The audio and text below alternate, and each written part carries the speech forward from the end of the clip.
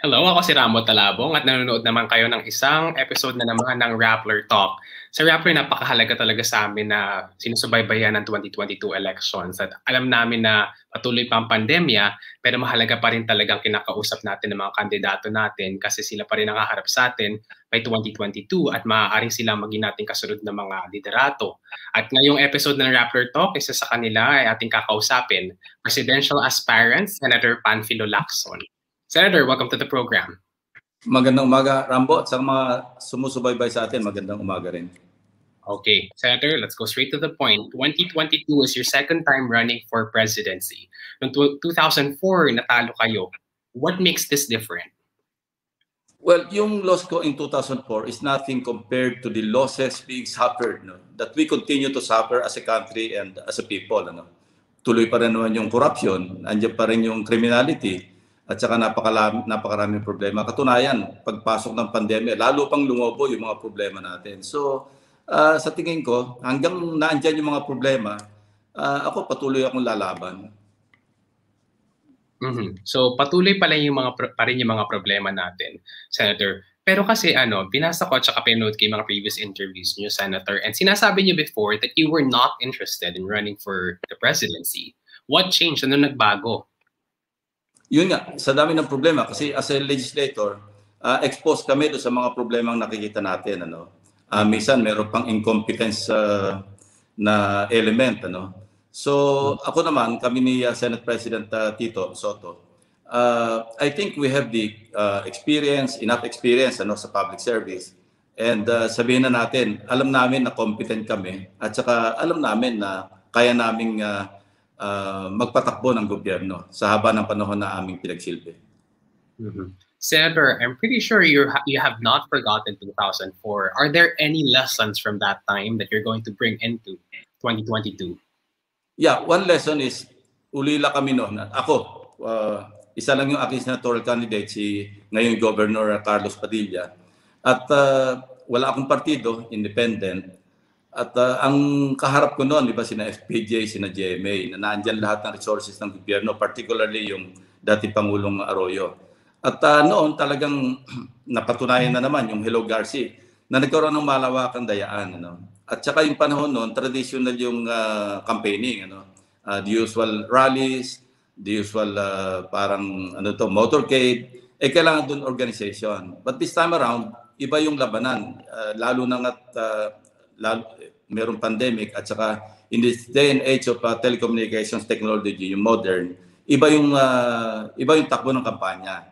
And sa akin, kung issue ang pag-uusapan, palagay ko malaki yung laban namin ni Senate President.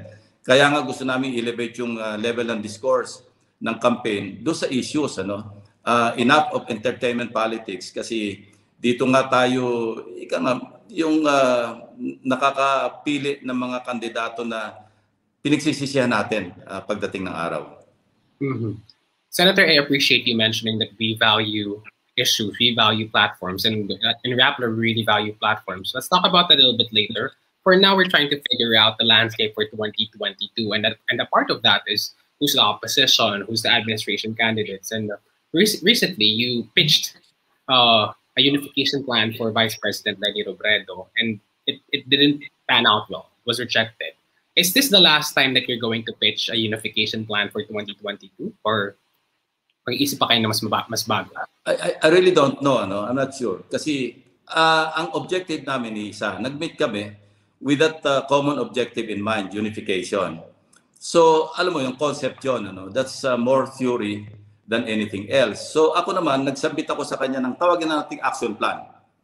But, ang frustration ko nga, instead of, giving me a counter proposal or how to improve kung ano man yung action plan na inoffer ko sa kanya, outright ni-reject. So, kung yun ang ating pagbabasihan, baka at hindi kami magkakaroon ng middle ground, baka mahirap nang mag-usap pa uli kami kasi sayang lang yung oras. Dahil yun ang disappointment ko. Ang inasahan ko sana sagot niya, sige pag-aralan natin yan, i-consult ko sa aking mga supporters, mga advisors, kasi hindi ganyan kasimple. And I admit, talagang may complications yung aking proposal. Pero wala pa naman yung mechanics . ang in-expect ko sana, pag-usapan namin yung mechanics, like for example, hindi naman kaming dalawa lang ang magdi-decide yan eh. Hindi ba? Kailangan ikonsulta rin namin sa mga kanya-kanya kaming supporters para hindi naman sila feeling na parang na naloko o kaya na short change. Dahil alam mo, isang mahirap sa isang kandidato yung mga supporters mo parang sa gitna ng laban, ang feeling nila inabandon mo sila. Alam ko rin yon at yun din ang kanyang ini-invoke. So, nandun kami sa stage ngayon na mag-uusap pa ba o hindi. Kung malinaw yung parameters ng pag-uusapan, then why not? Kasi after all, importante yung mag-unify talaga yung, sabihin na natin, huwag natin tawaging opposition. Yung non-administration candidates, para na sa ganun, yung 6 years na under this administration, mapalitan naman o magkaroon ng pagbabago. Nagkakaisa naman kami lahat doon. Mm-hmm. Senator, so bukas pa rin ang pintuan. Kailangan niyo pa rin gawin talaga ito kasi the chances are bleak if you're not going to unite. That is the bottom line. Ang problema, kung hindi magkakasundo at puro concept yung pag-uusapan, kasi alam mo, iba yung, ang position ko lagi, kasi yung military training ko taught me na hindi po pwedeng usap lang ng usap ng concepts, ng theories. Kailangan dito, i-operationalize natin. Ang feeling ko, kapag nag-usap ng concepts, wala, we can just arrive at nothing but yung filing cabinet. Kasi concepts yan eh. Mag-e-end up lang yung usapan, doon sa ipapile lang natin yung sa filing cabinet. Kaya ang gusto ko agad, kasi time is precious, pag-usapan natin paano natin i-concretize. Kaya nga, nung biglang ni-reject, for the same reason, na ang sabi niya kasi, kaya niya ni-reject, natatandaan ko, kasi na-experience niya na nung tumakbo siya, I think for mayor, noong nakapile na siya ng COC, nag-withdraw siya. Pero ang experience niya, may mga bumoto pa rin sa kanya, so na-stray votes. So ngayon, that is the same reason na sinasabi niya na hindi pwedeng pag nakapile na aatras pa. Parang hindi ko ma-reconcile yun na Rambo. Mm-hmm. So merong parang past trauma si Vice President Lenny Robredo and kayo naman parang it's not a problem for you. Now for me, Senator, because right now you and Senate President, of course, Vicente Soto, you are pretty much dead set for 2022. How will this fit in place in a unification plan? Are you still willing to relinquish your own candidacy as you're pitching the relinquishment of other candidates? Ikaw at saka si Senate President, pwede ba kayong pakawalan yung inyong pagtakbo? That's hard to tell. Depende sa situation. Kaya nga, yung exploratory usapan namin talks with the Vice President, and even Senator Pacquiao, we had a chance to talk to him before he left for the States. Yan din ang takbo ng usapan, paano magkakasama-sama. Pero hanggang hindi tayo umaabot sa tinatawag kong action plan, walang mangyayari sa usapan kasi puro theories ang usapan natin, walang mararating. So, let's see, I cannot answer that question until magkaroon ng malinaw na pag-uusap doon sa mga non-administration candidates o at least yung mga pumupostura. Kasi sa ngayon naman, kami pa lang naman dalawa ni Senate President ang umaamin na tatakbo. Yung iba naman, hindi pa naman sila nagsasabi officially na tatakbo sila. Katunayan, September 8, yung aming launch event. And sigurado magpapile kami sa October 1 or hanggang October 8. And we are sure to campaign starting February 9. Ganon ang situation. But to answer a hypothetical question, mahirap sagutin yan na Rambo. Okay, so you're not willing to commit to saying yes or no if you're willing to relinquish your own candidacies. Okay. I think that's situational yan Depende nga sa situation. Mahirap sabihin, yes, I'm willing to relinquish yung aming quest. Mahirap din sabihin, hindi na. Kasi mabilis yung mga developments. Yun nga, ang unang experience nga namin, medyo hindi maganda. Kasi nga, nag-uusap ng unification, pero parang nip in the bud, ika nga, wala nangyari. So more consultation with regards to that. Senator, we will follow up on that siguro in later conversations. Ngayon, I'm interested in how you're going to campaign under the pandemic. How has the pandemic affected your campaign plans? This is something new, Kasi even yung 2019 midterm elections, walang pandemic. Remember, 2020 tayo tinamaan. So we are in the process of adjusting and adapting to the situation. Kasi hindi rin maiwasan na hindi ka magta-touch base doon sa mga supporters mo on the ground. So how do we do that? Ano? Yun ang we're trying to figure out with the help of our campaign staff at saka yung aming mga advisors. Wala pa rin plans tayo na figure out, Senator Lacson. May mga nakakausap po that they are going to shift to social media. And of course, when you talk about social media, pumapasok sa inyo yung pagpasok ng mga keyboard warriors. Meron din ba kayo iniisip na ganang strategy? Hindi. As we speak, meron naman mga nag-volunteer. Ano? Ito nga nakakatuwa, very encouraging, na meron talaga mga nag-volunteer na mga, sabihin na nating supporters. Ano? Yung iba nga hindi namin kilala. Nalalaman na lang namin na they are volunteering their services, even resources in this regard. So we have consolidated. We have started consolidating yung mga volunteers na yan. But ang gusto lang namin talaga, iangat yung level ng discourse. Kasi yung iba, alam naman natin, obvious naman ito, yung ibang sabihin natin kakandidato, may mga trolls eh. So kami, ayaw namin ng gano'n na parang you will resort to personal insults, tapos impertinent naman yung mga comments. So that's the reason why, nabanggit ko na rin ito na, you know, I start blocking pagka obvious naman trolls. Kasi I think to this date, mahigit 2,000 na yung nabablock ko. But siguro good 85 to 90% of that, mga trolls talaga. Madali naman ma-identify yung trolls eh. Copy and paste. Pagkatapos parang ang pattern ng kanilang mga comments o yung kanilang mga replies sa mga tweets or kung saan man sa social media platforms, ang layo doon sa usapan. So, ano yung strategy? Ako, advocate ako ng free speech.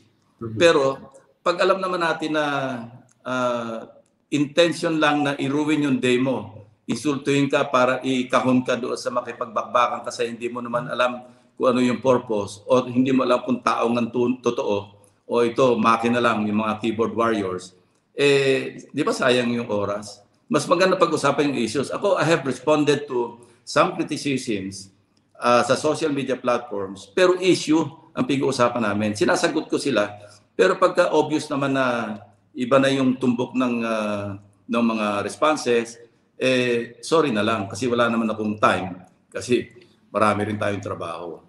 So, Senator, you're against the use of keyboard warriors, of trolls, to feed up anger or discourse for your own campaign. And you will also be telling your supporters not to employ trolls. Tama ba? Yes, tama yun. Kasi what's good for the goose, dapat yun yung treatment sa gander, di ba? Kasi kung ayaw mo, this is one thing na may pagmamalaki ko rin, na maski nung nag-chief ako ng PNP, laging in-emphasize ko yung leadership by example. Kasi you cannot, if you cannot practice what you preach, then kalimutan mo na yung pagiging leader mo. Kasi kung ikaw mismo nagbabiolate ng mga pinatutupad mo sa mga tauhan mo, what for? What's the essence of leadership? Di ba? Okay. And ngayon, mahirap magkampanya, Senator, kasi hindi kayo makapag-personal handshakes and you're vulnerable because you're above 70 years old, right? Paano yung strategy nyo? So you have social media. Where else will you put your resources and time for to expand your base? First, Rambo, I'm a young 73 years old. No. I'm a young 73-year-old. Kaya hindi ko problema yung physical exertion. Pangalawa, yes, talagang kailangan, sinabi ko nga kanina, kailangan mag-adapt tayo doon sa prevailing conditions sa ating bansa or sabihin na natin buong mundo. Kasi you cannot go around as much as you want to go around. Yan ang situation. And ano lang naman yun parang par for the course pare-pareho lang naman yung situation namin. So, ganon. But, to go down to the level, yung gutter na gusto ng mga iba, yung at least mga supporters, I'm not saying na alam ng mga principal nila yung ginagawa ng mga supporters. Pero talagang minsan, hindi mo talaga magugustuhan yung ginagawa ng ibang supporters. For example, noong nagkaroon kami ng, huwag natin sabihin sagutan ni Vice President Lenny, talaga yung attacks, talagang hindi mo talaga maintindihan. At saka obvious naman kung saan nanggagaling. Senator, let's talk about messaging, your own branding for 2022. Sinasabi nyo na kayo'y senior in this campaign. Ikaw at saka si Senate President, marami na kayong experience sa gobyerno.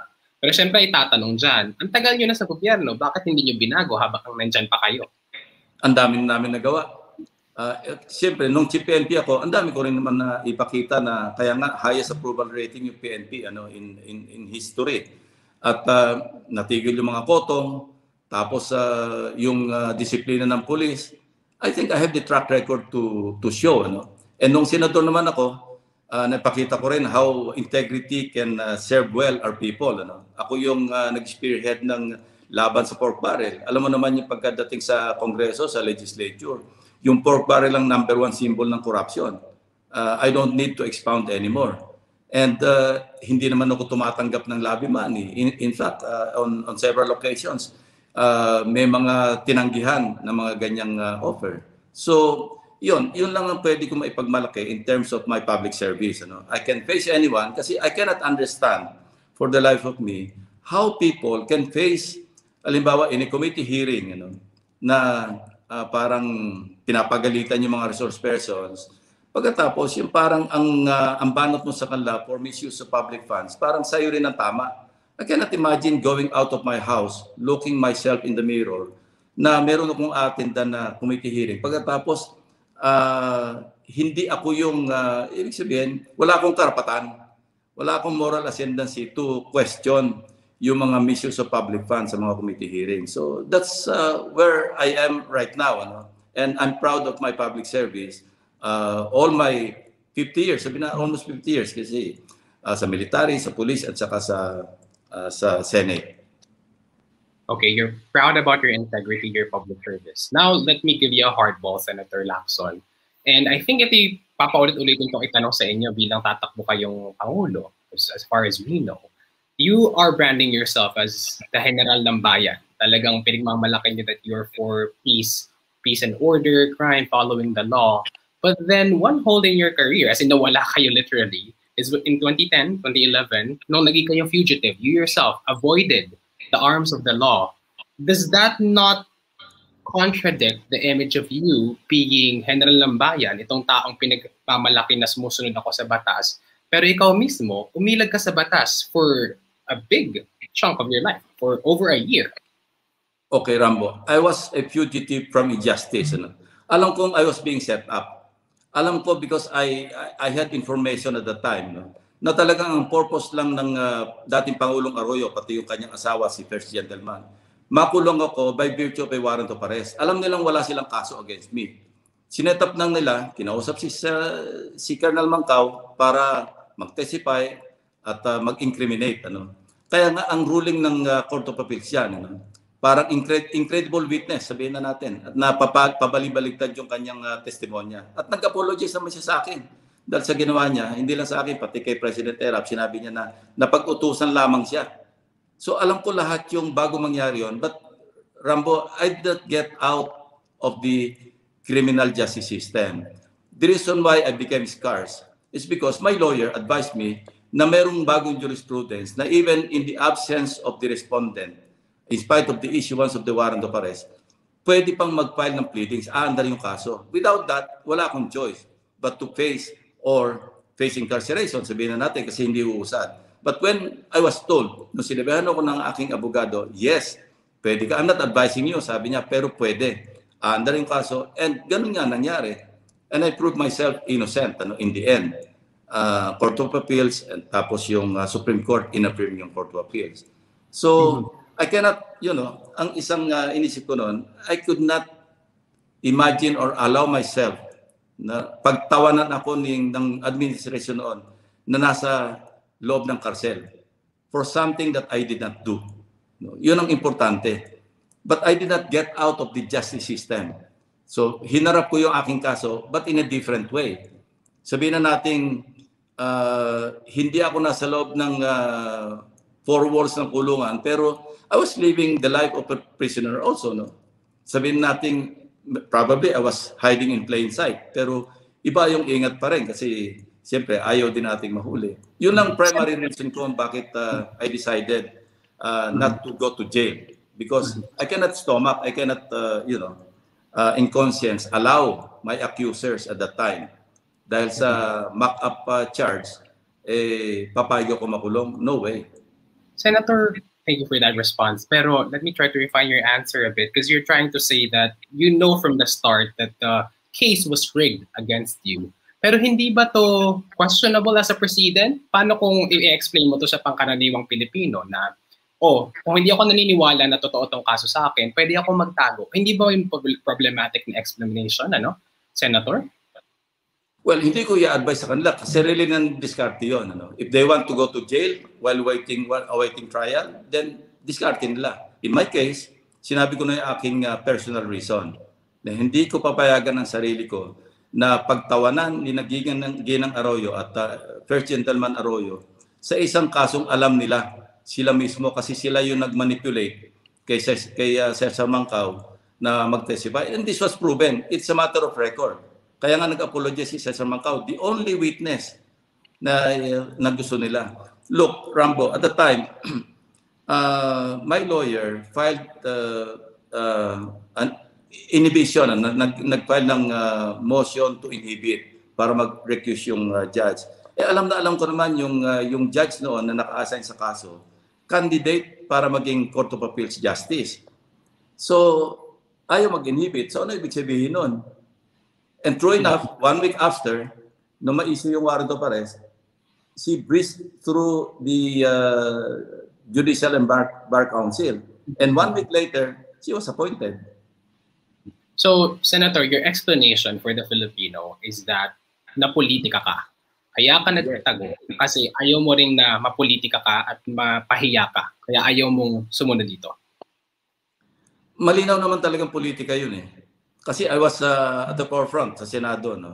Ako yung nag-expose ng mga corruption ng mga panahon yun. Napakarami kong privilege speeches, tapos yung mga Senate inquiry, na ako yung nag-spearhead. So, alam ko talaga persecution yon. But, yung context ng tanong mo, kung yan ba i-advise ko sa pangkaraniwang Pilipino, hindi ko i-advise sa kanila yan. Sarili nilang diskarte yan.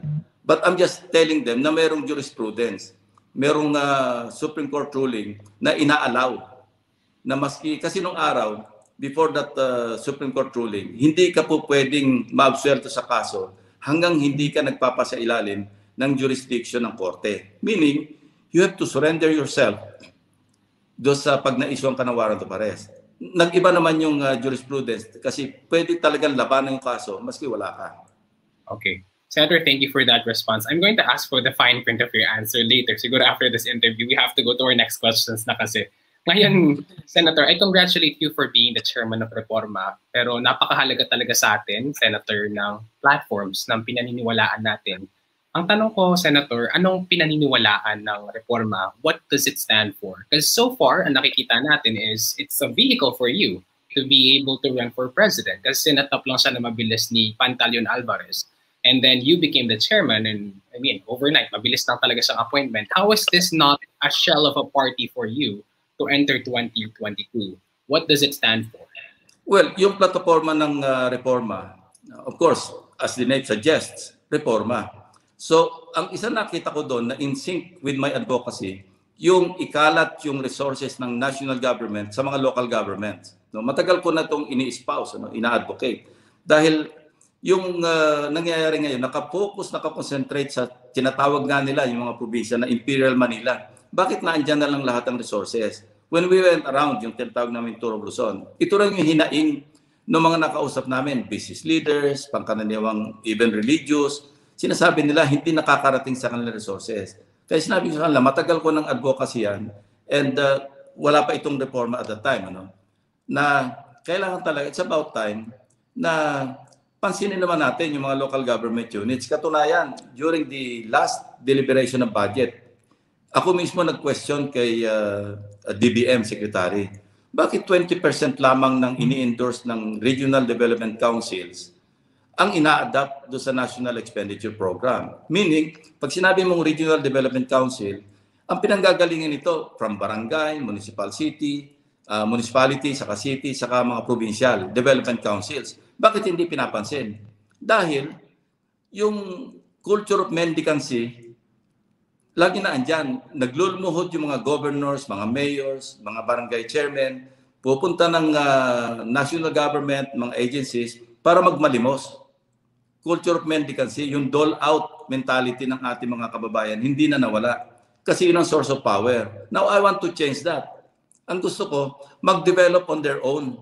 Bigyan ng autonomy yung ating mga local government units para maging productive at mag-compete para na sa ganon, tumaas yung antas ng ating ekonomiya. This sounds like federalism to me, Senator. Tama ba? No. Are you going to push charter change? No, not federalism. It is just a matter of dispersing resources to where it should be dispersed. Kasi nga, neglected. Look, when this was, I think, in 2016, may nakausap ako isang mayor na ang kanyang local revenue, 1 million pesos a year. Ang kanyang IRA, 23 pesos. 23 million pesos. Yung 23 million, only 20% under the IRA, under the local government code, ang pwedeng gamitin sa development. So, sabi ko, paano ka makakaahon from a 5th class municipality to even 4th class kung ganyan yung situation mo? At naintindihan niya na kailangan talaga yung resources ng national government, ibaba naman. Kasi I did this when I was chief PNP.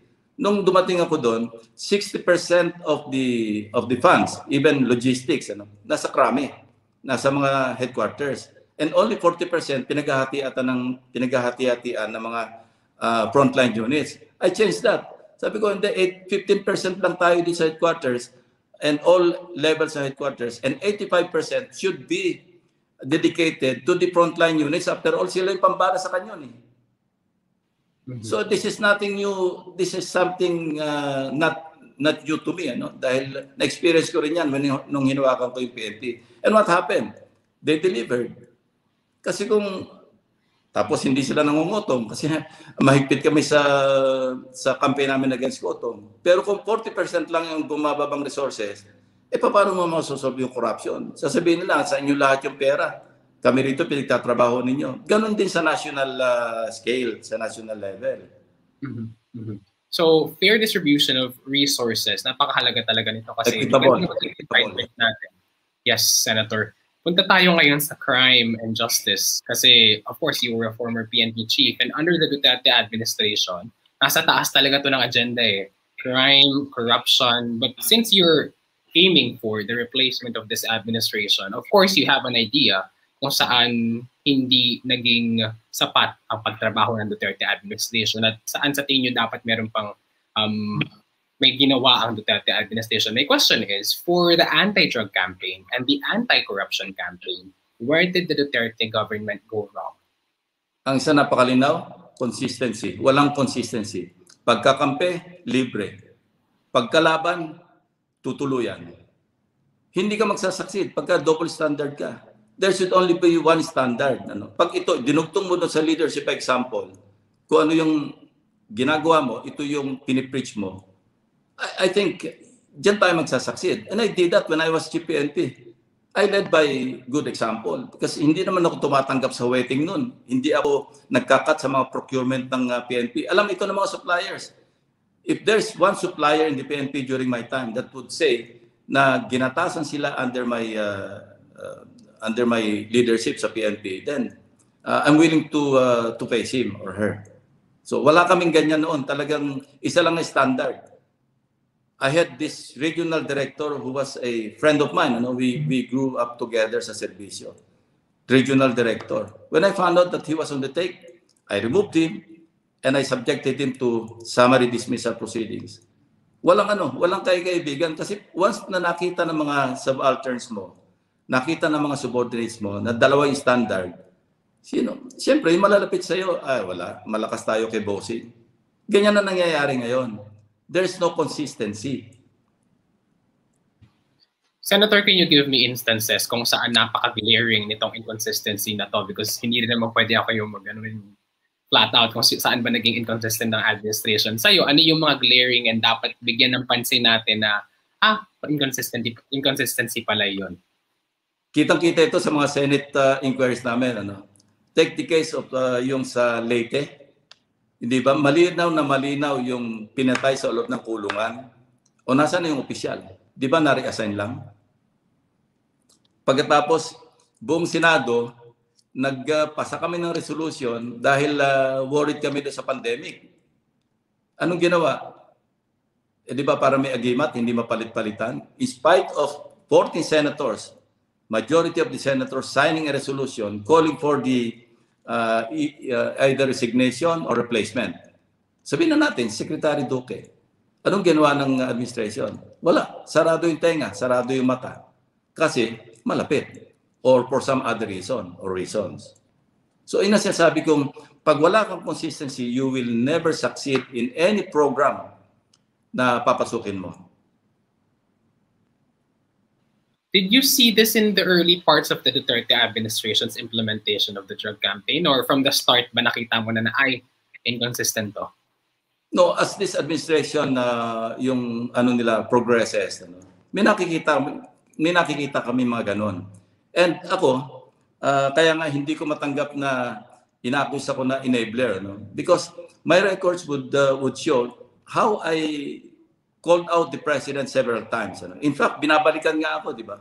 Ako mismo kino-call out.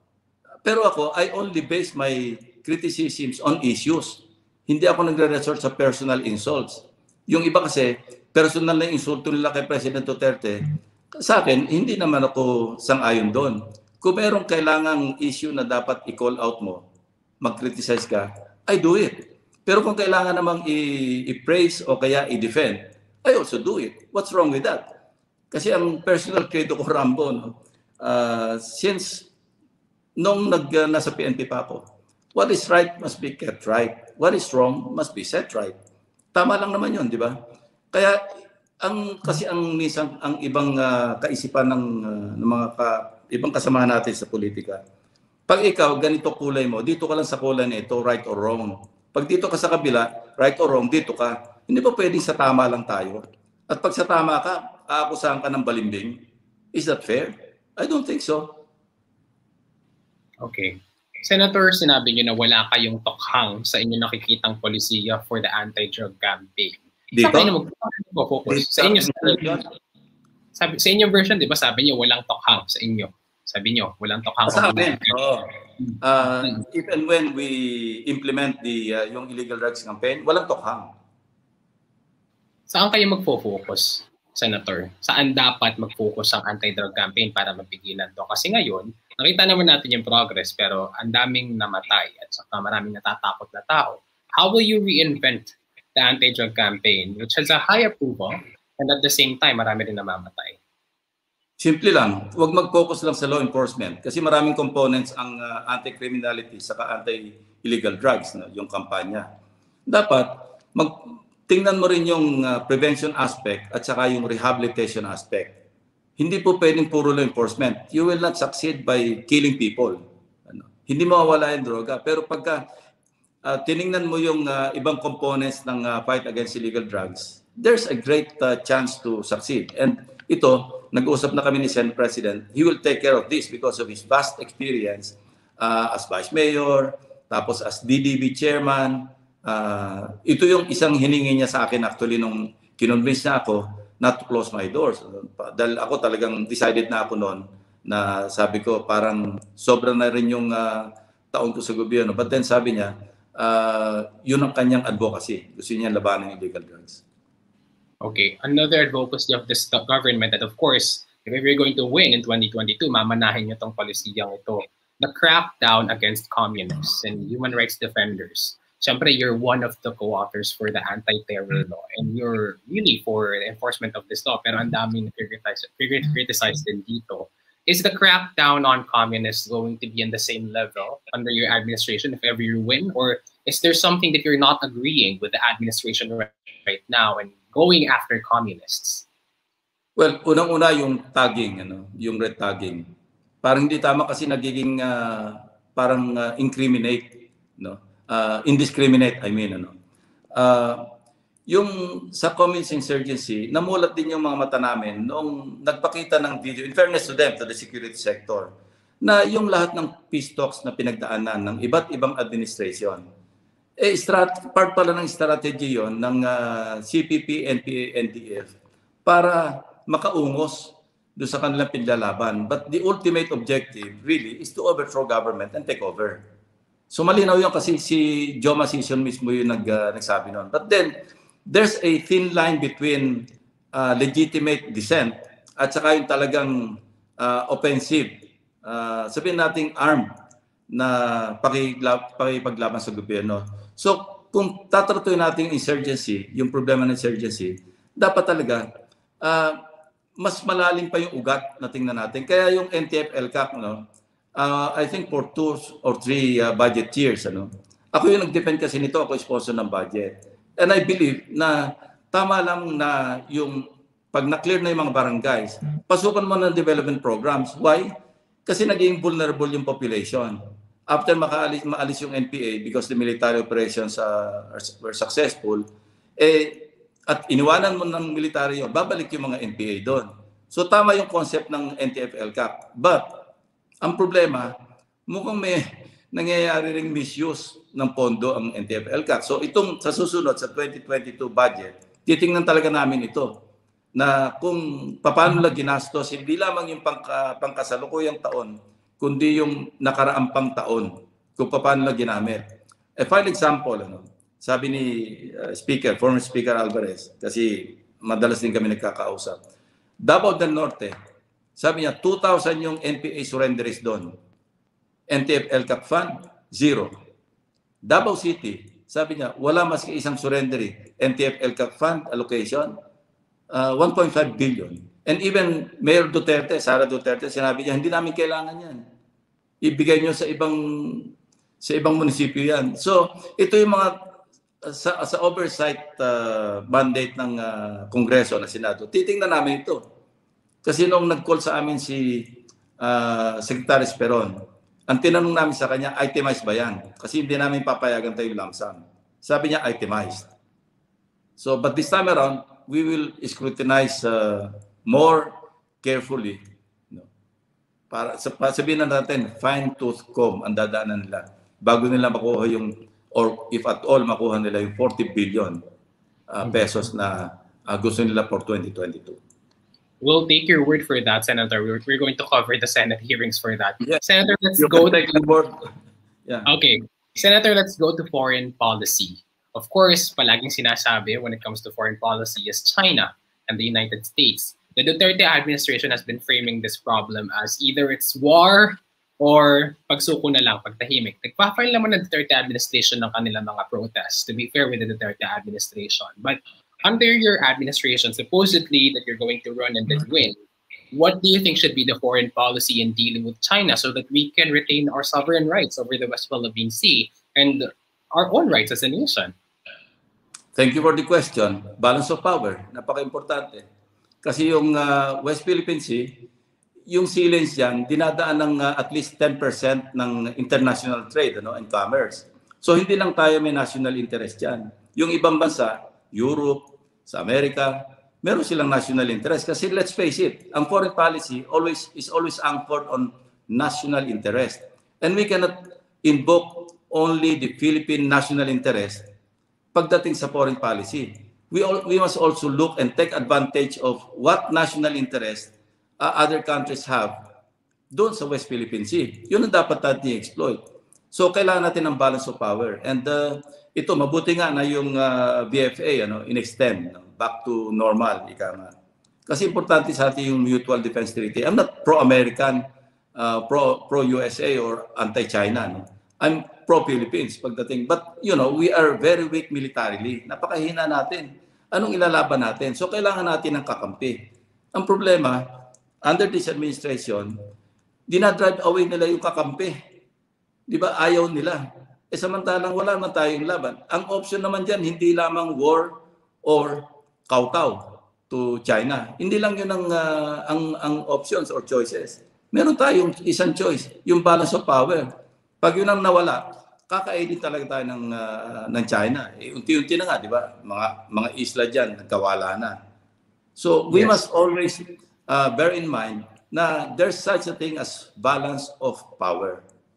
Senator, ano tong sinasabi yung balance of power? Kasi parang medyo mahirap siyang intindihin. Are you trying to say that we should find allies with other countries, including the United States and especially the United States, to rally against China? Ito bang sinasabi niyo? Pakipaliwanag lang in simple terms, ang balance sir. of power is hindi pwedeng gawin ng China kung ano yung gusto nilang gawin. Kasi alam nila may nakaabang.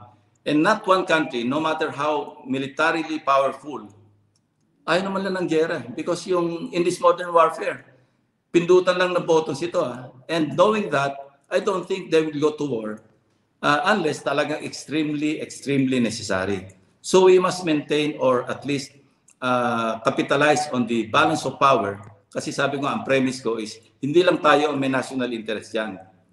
The whole world, yung mga countries na malalakas, meron din silang national interest and we should capitalize on that. Kaya ang balance of power is yung ambaan, di ba? Na hindi magagawa ng isang bansa yung gusto nilang gawin kasi alam nila meron ding counterforce na nakaabang dyan. Not necessarily going to war with each other or starting World War III because I don't think maski anong powerful na bansa gusto makipaggera in this day and age of modern warfare. So anong itsura nun, Senator? Magde-deploy tayo ng mas maraming Navy ships doon? Because you're saying that even if China is aggressive there, they want to maintain the balance of power. Kahit na maglagay tayo dyan ng maraming barko, they will not... Hindi tayo. Balance of power, meaning we should open, yung foreign policy natin should always be geared towards our national interest. Nagamitin natin yung parang proxy na dahil meron naman tayong existing na mga bilateral agreements with the United States, Australia, even Japan. Tapos maski yung European Union, di ba, countries, they're willing to also maintain their presence there. Kasi nga, trade and commerce ang pinag-uusapan. So hindi naman, ang ibig sabihin ng balance of power, hindi tayo makikipagbalanse. But there are a lot of opportunities na pwede nating magamit para ma-invoke natin yung tinatawag na balance of power. Ito yung girian. Ika nga, kasi kung walang nakikigiri na iba, talagang kakainin lang tayo, lalamunin tayo. Wala tayong kalaban-laban. Tapos, yung mga pronouncements pa natin, parang defeatist pa, di ba? Na baliwala yung arbitral ruling victory natin. Yun, hindi nakakatulong yun. Pero kung ini-invoke natin lagi yun, anyway, it's there, it's permanent, but it's not enforceable. Tama si Presidente doon. So, hindi na nga enforceable, pero alam mo, nagbasa ako ng literature tungkol sa mga victory sa mga arbitral rulings. Ano? Only time will tell kung kailan aatras yung natalo. Meaning, natalo na pero ayaw magpa-implement. Anong number one cause? International pressure. That we don't aspire for. Wala tayong ina-aspire na international pressure on China para i-withdraw nila at kilalanan nila yung arbitral ruling. No? Walang ruling na naipatupad sa pamamagitan ng giyera at saka madugo yun. So kailangan natin ng maraming kakampi dito para yung bansang China, ma-realize nila na parang nag-iisa sila dahil yung ruling maraming gustong tumulong para ipatupad. Okay, Senator. Let's go to the imagined presidency of Senator Lacson kung sino ka kung naging kang Pangulo. Ang gusto ko munang tanongin, Senator Lacson, if you win as president is, what do you think about the militarization of the government under the Duterte administration?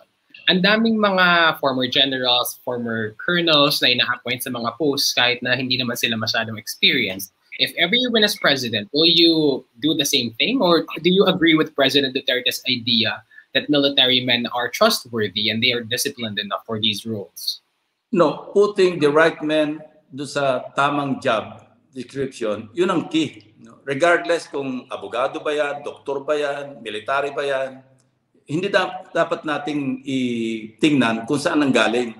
Ang tingnan natin, ano ba yung capability, ano ba yung qualification, ano ba yung competence ng tao ilalagay mo do sa pwesto.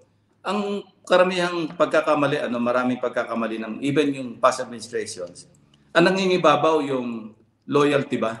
Minsan nakakalimutan na yung competence. That's why we see people in government na alam nating walang competence and yet they're there because they're close. They're friends with the president. I think that should stop. Alam mo, ang Singapore kaya sila successful, si Lee Kuan Yew, kasi talaga ang nilagay niya sa mga pwesto, yung tamang tao, hindi dahil sa pakipagkaibigan. I'm not saying that we should go the way of Singapore, but we have our own ways kung paano i-uplift yung standard ng ating government.